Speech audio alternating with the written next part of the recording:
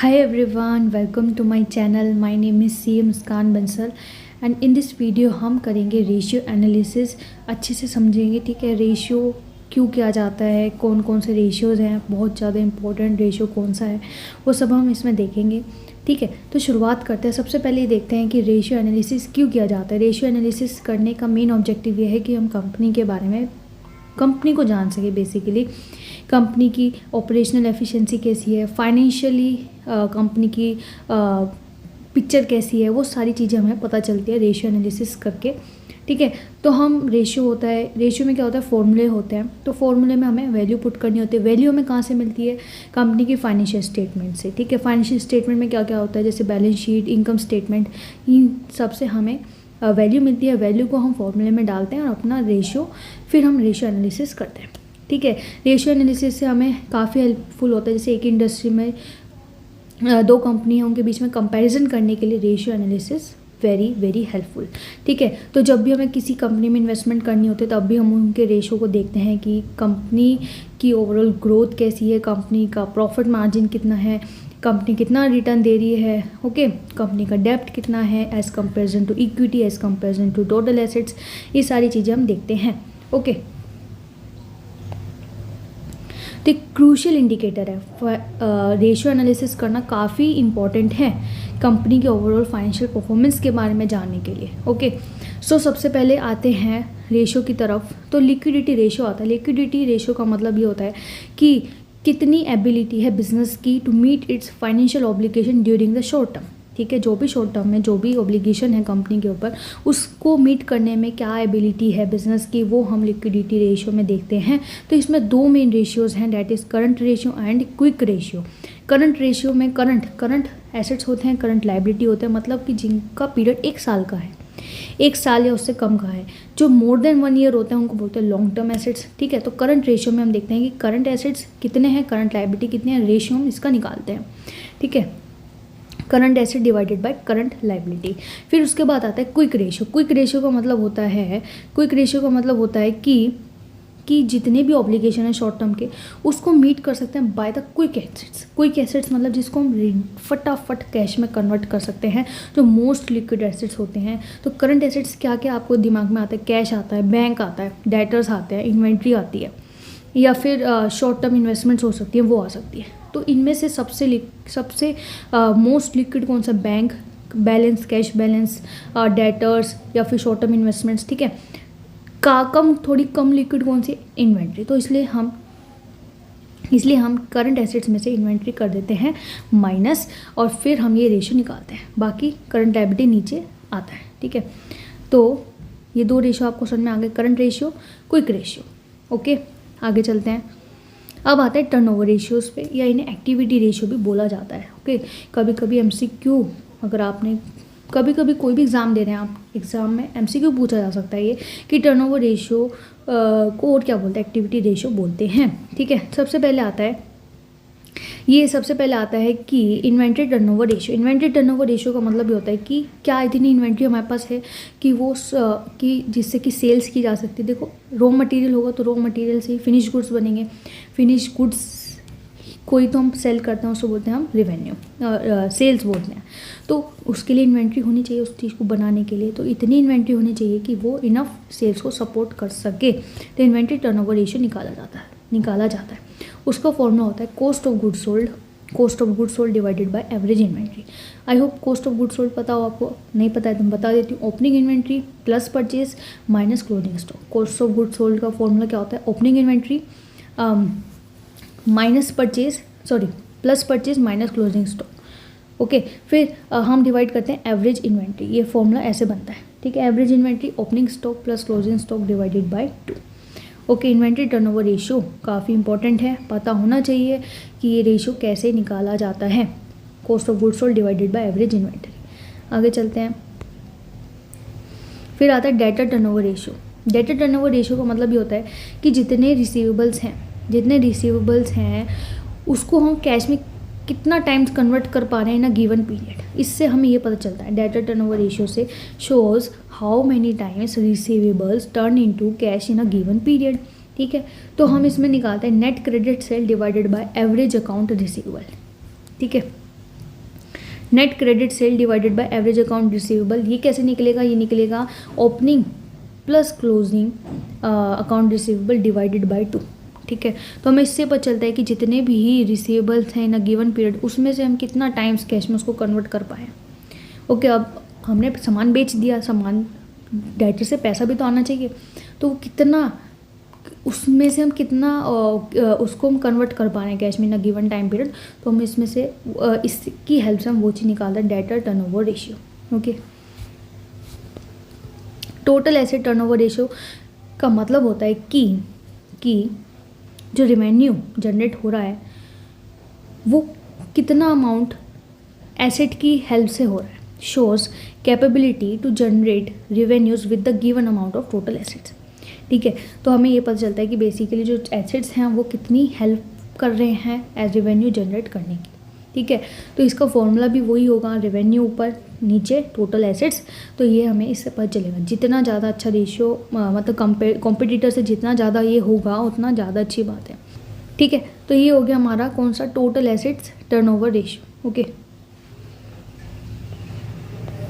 फिर आते हैं फिक्स एसेट्स टर्नओवर रेशियो पे। अभी हमने टोटल एसेट्स पढ़ा, टोटल एसेट्स में current assets, long term assets या जिसे हम फिक्स एसेट्स भी बोलते हैं, वो सारे ले लेते हैं। तो अभी हम फिक्स एसेट्स टर्नओवर रेशियो देखते हैं कि यहाँ पे हमें पता चलता है कि जितने एसेट्स हैं उससे कितना इफेक्टिवली कंपनी जनरेट कर पा रही है सेल्स। ठीक है, अब प्लांट्स होगा, प्लांट में हमारे पास मशीनरीज होती हैं, ठीक है, और लैंड होता है, बिल्डिंग होती है, ये सारी चीज़ें होती हैं, ये सारी चीज़ें चाहिए अपना काम करने के लिए। तो यही हम यहाँ पे देखते हैं कि ये सारे एसेट्स कितना इफेक्टिवली यूज़ हो रहे हैं सेल्स जनरेट करने में। ठीक है, तो इसका क्या होगा फॉर्मूला, सिंपल है, operating revenue divided by average of fix assets. ठीक है, एवरेज ऑफ फिक्स एसेट्स, जितना ज़्यादा अच्छा रेट होगा उतनी ज़्यादा एफिशिएंसी दिखती है। ओके, आगे चलते हैं। Working capital turnover ratio, working capital का मतलब क्या होता है कि वो कैपिटल जो कि बिजनेस में जो डे टू डे एक्सपेंसेस होते हैं उसको रन करने के लिए वर्किंग कैपिटल लेना, वर्किंग कैपिटल यूज़ होता है। ठीक है, to run the day to day expenses of the business. Okay, तो वर्किंग कैपिटल का फॉर्मूला क्या होता है, current assets minus current liability, ये होता है। बाकी वर्किंग कैपिटल का मतलब मैंने आपको बताया कि जो एक बिजनेस है उसमें जो रेगुलर जो एक्सपेंसेस होते हैं उसको, उसमें जो उसको बेयर करने के लिए जो हम कैपिटल यूज़ करते हैं उसको बोलते हैं working capital.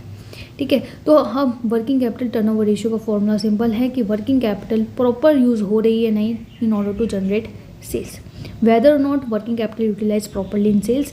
So simple, net sale divided by net working capital.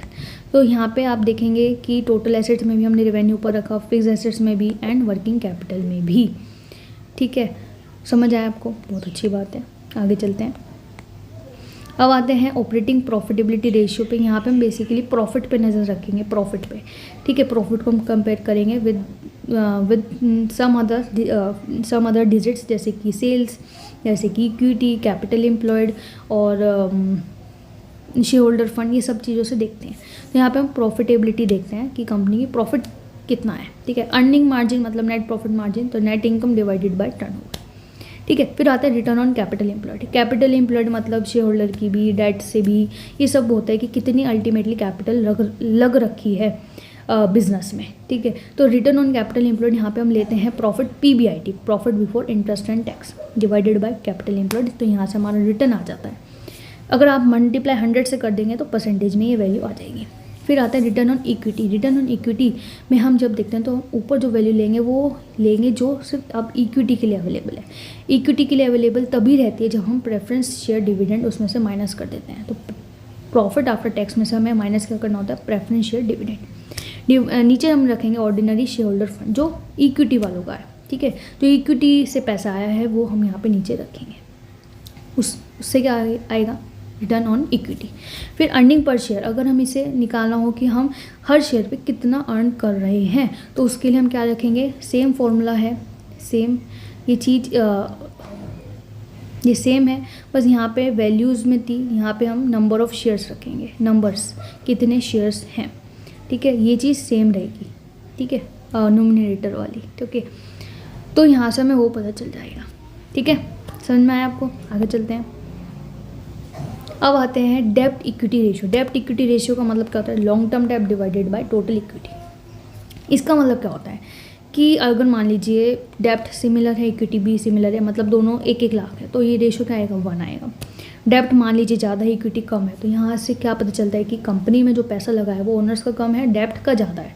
तो यहाँ पे थोड़ा सा देखने वाली बात है, जो इन्वेस्टर होगा उसको वो देखेगा कि जो इस कंपनी में पैसा लगा है वो डेब्ट का ज़्यादा है, मतलब अल्टीमेटली इनको तो पे करना ही है, तो बाहर का पैसा ज़्यादा, रिस्क ज़्यादा है, उससे क्या होगा, इंटरेस्ट भी ज़्यादा आएगा कि जब डेब्ट का पैसा ज़्यादा होगा और इंटरेस्ट ज़्यादा होगा तो प्रॉफिट भी कम होगा, ठीक है। बट इंटरेस्ट से कहीं ना कहीं टैक्स पे भी बेनिफिट मिलता है, ठीक है, क्योंकि इंटरेस्ट खर्चा है और जब खर्चा होगा तो टैक्स में ऑफकोर्स बेनिफिट मिलेगा। तो सारी चीज़ें देखनी होती है, ओके। तो इसका फॉर्मूला क्या होता है, लॉन्ग टर्म डेब्ट डिवाइडेड बाय टोटल इक्विटी। उसके बाद आता है interest coverage ratio. Interest coverage ratio का मतलब होता है कि जो प्रॉफिट है वो क्या इतना इनफ है कि वो इंटरेस्ट पे कर सकता है। तो हम क्या करेंगे, इंटरेस्ट कब पे होता है, जब profit before interest and tax होता है, उसमें से हम फिर उसमें से ये EBIT होता है, फिर हम इसमें से इंटरेस्ट माइनस करते हैं और फिर हम टैक्स माइनस करते हैं, तो ये पैट आ जाता है, प्रॉफिट आफ्टर टैक्स। फिर इसमें से अगर कुछ प्रेफरेंस या डिविडेंड है तो हम वो माइनस करते हैं। फिर ये आता है कि ये प्रॉफिट अवेलेबल है हमारे इक्विटी शेयर होल्डर्स के लिए, ठीक है।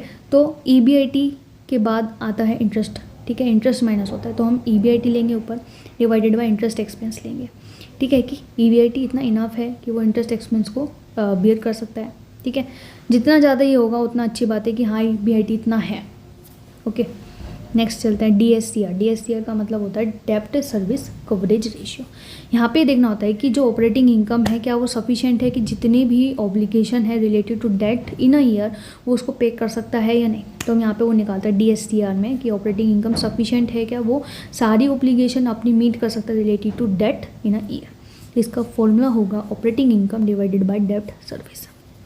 Operating income same similar, EBIT earning before interest and tax. डेब्ट का मतलब यहाँ पे होता है सारी ले लेना, प्रिंसिपल अमाउंट भी ले लेना, इंटरेस्ट पेमेंट भी ले लेना और लीज पेमेंट भी यहाँ पे ले लेना अगर है तो, ओके।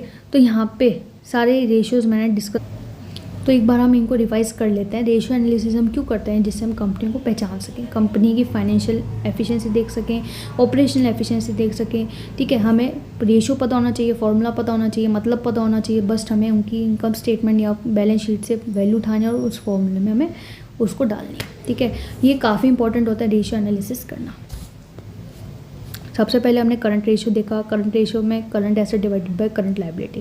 फिर हमने देखा क्विक रेशियो की जितनी भी लायबिलिटीज़ हैं शॉर्ट टर्म वाली, क्या हम उसको कितनी जल्दी रीपे कर सकते हैं using its most liquid assets. तो लिक्विड एसेट्स में से हम इन्वेंट्री को माइनस करके चलते हैं, ठीक है। सॉरी फिर हमने टर्नओवर रेशियो देखा कि जितनी भी एसेट्स हैं कंपनी में कि उसको भी कितना अच्छे से यूटिलाइज हो रहे हैं, जितने रिसोर्स हैं वो कितना अच्छे से यूटिलाइज हो रहे हैं in order to generate sales. सबसे पहले इन्वेंट्री टर्नओवर रेशियो की इतनी इन्वेंट्री है कि वो सपोर्ट कर सकती है इनफ सेल्स को, तो उसका फॉर्मूला है cost of goods sold divided by average inventory. फिर डेटर टर्नओवर रेशियो का मतलब होता है कि इतने भी इस ईयर में डेटर है कि कितना टाइम्स हम उसको कैश में कन्वर्ट कर पा रहे हैं, वो इससे पता चलता है। The formula is net credit से divided by average account receivable. Then हमने देखा टोटल एसेट टर्नओवर रेशियो की जितने एसेट्स हैं वो कितने कैपेबल हैं कि वो सेल्स को जनरेट करने में हेल्प कर रहे हैं, तो उसके लिए हम फॉर्मूला है revenue divided by total assets, okay. जितना ज़्यादा ये रेशियो होगा एज़ कम्पेयर टू कॉम्पिटिटर वो अच्छी बात है। फिर फिक्स एसेट्स टर्नओवर रेशियो की फिक्स एसेट्स वही सिंपल है, जैसे ऊपर हमने टोटल एसेट देखा तो यहाँ पे फिक्स एसेट देख लिया, operating revenue divided by average of fix assets. फिर हम आगे चलते हैं वर्किंग कैपिटल का मतलब होता है कि जो डे टू डे बिजनेस जो होता है उसको चलाने के लिए जो हमें पैसा चाहिए होता है उसको बोलते हैं वर्किंग कैपिटल। तो वो कितना क्या वो यूटिलाइज हो रहा है कि अच्छे से यूटिलाइज हो रहा है, ठीक है, for sales. The formula remain same, net sale divided by working capital. आगे चलते हैं फिर प्रॉफिटेबिलिटी रेशियोज हमने पढ़े, net profit margin, of course net income divided by sales. Return on capital employed की अल्टीमेटली सारी कैपिटल हमें लेनी है कि डेब्ट का कितना पैसा है, इक्विटी का कितना पैसा है, तो उन सब का रिटर्न हमें लेना होता है, रिटर्न परसेंटेज बताना होता है। तो ऊपर हम लेते हैं EBIT earning before interest and tax divided by capital employed, ठीक है। फिर हम ROE that is return on equity. Return on equity मतलब जो पैसा इक्विटी शेयर होल्डर्स के लिए, तो हमें वो उसमें से प्रेफरेंस शेयर डिविडेंड माइनस करना होता है divided by share holder fund. अगर यही वैल्यू होगा, हमें EPS चाहिए कि हर शेयर पे हम कितना रुपया कमा रहे हैं, अर्निंग पर शेयर, तो उसके लिए हमें नीचे जो डिनोमिनेटर में वैल्यू में रखनी होती है नंबर ऑफ शेयर्स। बाकी ये दोनों वैल्यू ये और ये सेम रहेगी, ठीक है। फिर हमने पढ़ा डेब्ट इक्विटी रेशियो, ठीक है। डेब्ट कंपेयर में कितना है, इक्विटी कितना है, बराबर है तो ये रेशियो 1 ही आएगा, ठीक है। ज़्यादा है डेब्ट और इक्विटी कम है तो ये रेशियो ज़्यादा आएगा। ज़्यादा रेशियो का मतलब कि डेब्ट ज़्यादा है और कंपनी में जो पैसा लगा हुआ है वो इक्विटी का कम है और डेब्ट का ज़्यादा है। फिर हम सारे एनालिसिस करते हैं। इंटरेस्ट कवरेज रेशियो का मतलब होता है कि इतना प्रॉफिट है कि वो इंटरेस्ट आराम से पे कर सकता है, ठीक है। इसके लिए हम फॉर्मूला लगाते हैं EBIT divided by interest. Then DSCR मतलब डेब्ट सर्विस कवरेज रेशियो, कि क्या इतना ऑपरेटिंग इनकम है कि उस साल की जितनी भी डेब्ट की पेमेंट है क्या वो उससे हो सकती है क्या। तो इसलिए हम क्या लेते हैं डेब्ट में, प्रिंसिपल पेमेंट भी ले लेते हैं, रीपेमेंट ले लेते हैं, इंटरेस्ट ले लेते हैं, लीज अगर है तो वो ले लेते हैं। तो उसका फॉर्मूला है ऑपरेटिंग इनकम डिवाइडेड बाय डेब्ट सर्विस। तो यहाँ पे इस वीडियो को हम एंड करते हैं। अगर आपको कुछ पूछना है तो कमेंट में पूछ सकते हैं। वीडियो अच्छी लगती है लाइक करना, चैनल को सब्सक्राइब करना। तो मिलते हैं अगली वीडियो में, तब तक के लिए बाय बाय।